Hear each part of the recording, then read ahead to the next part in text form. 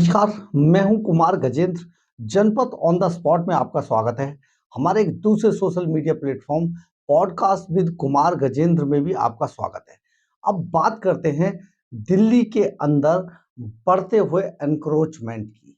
Encroachment ऐसा कि दिल्ली के अंदर पूरी दिल्ली अब एक स्लम नजर आने लगी है।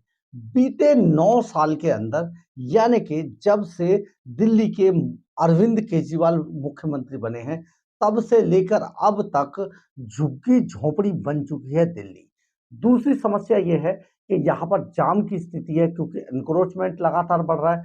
हालत ये है कि ट्रैफिक का चल पाना, लोगों का निकल पाना बहुत मुश्किल है। उसके ऊपर से दिल्ली के अंदर जगह जगह पर जहां खाली जमीन मिलती है वहां पर झुग्गी झोपड़ी बसा दी जाती है।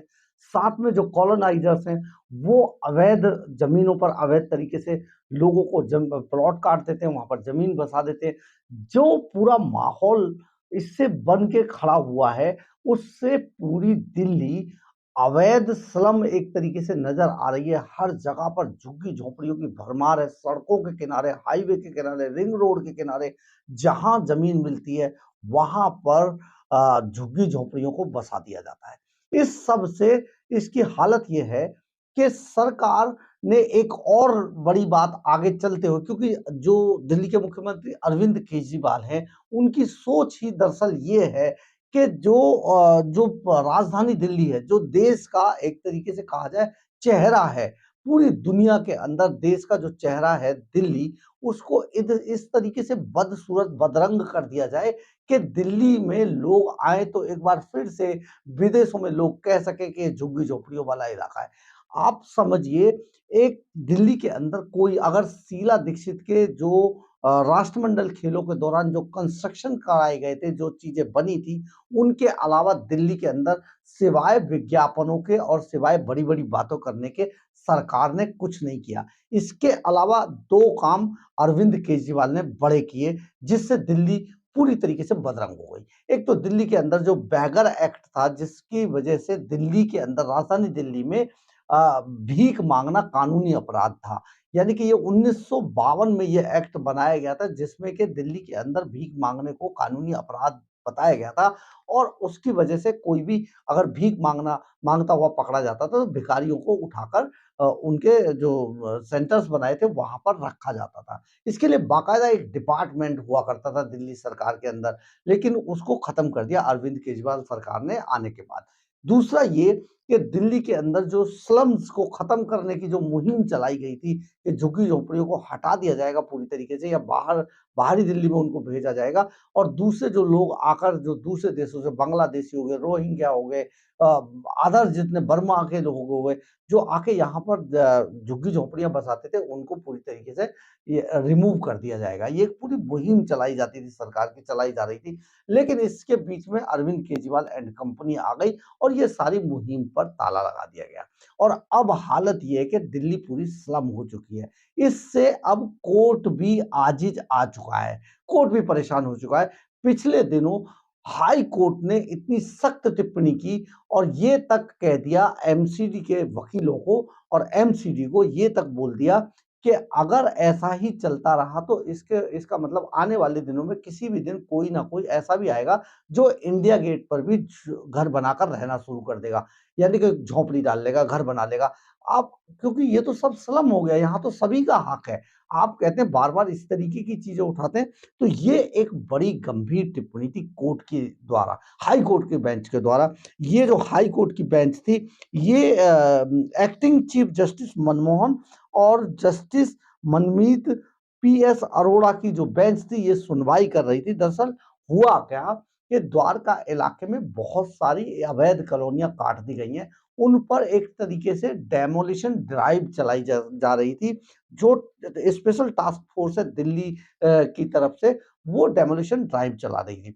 तो इसे रोकने के लिए जो बिल्डर्स और जो प्रभावित संपत्ति मालिक थे, उन लोगों ने अलग अलग याचिकाएं दायर की थी बुलडोजर एक्शन पर रोक लगाने के लिए हाई कोर्ट की बेंच के यहाँ। हाई कोर्ट में जब ये एप्लीकेशन गई, मूव हुई, तो उस पर सुनवाई शुरू हुई।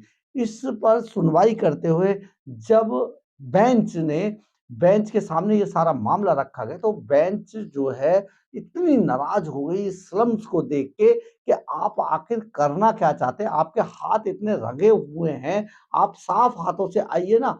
तो आप ये बार-बार इस तरीके की सिफारिश क्यों करते हैं? और हाई कोर्ट की बेंच ने ये तक कह दिया कि आज पूरा शहर रहने लायक नहीं बचा है और यहाँ पर इतना स्लम बना दिया गया है कि यहाँ पर निकलना मुश्किल है, साँस लेना मुश्किल है।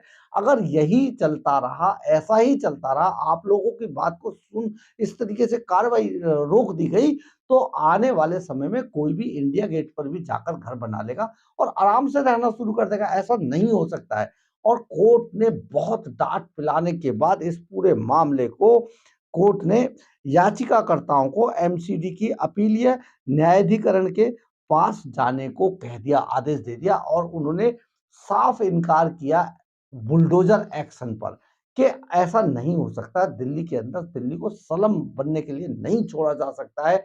लेकिन सरकार की जो ज़िम्मेदारी है, सरकार उसको अपने तरीके से पूरे तरीके से निभा नहीं रही है। पिछले दिनों आपने सुना होगा कि गवर्नमेंट ने एक नई स्कीम निकाल दी थी जहाँ झुग्गी वहीं पे घर। इसके बाद तो जो स्लम्स जो झुग्गी बनाकर रहने वाले लोग हैं, जो अवैध ज़मीनों पर अवैध कब्ज़ा करके झुग्गियाँ बना लेते हैं, जो झुग्गी माफिया है एक तरीके का, उनकी एकदम उनकी चाँदी कटने लगी। उन्होंने बड़े-बड़े आराम से रहते हैं वहाँ पर मीटर अगर आप देखेंगे तो वहाँ पर मीटर फ्री है, बिजली फ्री है, पानी फ्री है। इसके अलावा वहाँ पर गवर्नमेंट की तरफ से बहुत अच्छे टॉयलेट्स बना दिए गए हैं। मतलब इतनी सुविधाएँ क्योंकि ये सारा एक तरीके से एक पार्टी विशेष का वोट बैंक है। हम ये भी नहीं कहते, हम ये कहते हैं इन पार्टियों का, इन पॉलिटिकल पार्टियों का वोट बैंक है और इस वोट बैंक के खातिर ये सभी राजनैतिक पार्टियाँ, नेता दिल्ली को स्लम बनाने पे तुले हुए हैं। इससे हमें बचना होगा अपनी इस दिल्ली को जो खूबसूरत दिल्ली है और जो देश का चेहरा है, हमारे 140 करोड़ लोगों का एक फेस है पूरी दुनिया के अंदर, उसे स्लम बनने से रोका जाएगा। और ये तो हम तब कह रहे हैं जब हाई कोर्ट ने नाराज़ होकर इतनी सख्त टिप्पणी की है कि आप समझिए कि जो एमसीडी थी वो बगले झाँकने लगी, अधिकारियों के पास कोई जवाब नहीं था और उन्होंने बहुत स्पष्ट मना किया कि इस बुलडोज़र एक्शन को जारी रखा जाना चाहिए ताकि इस तरीके की जो अवैध कार्रवाई जो चल रही है दिल्ली के अंदर उसको रोका जा सके किसी भी हाल पर।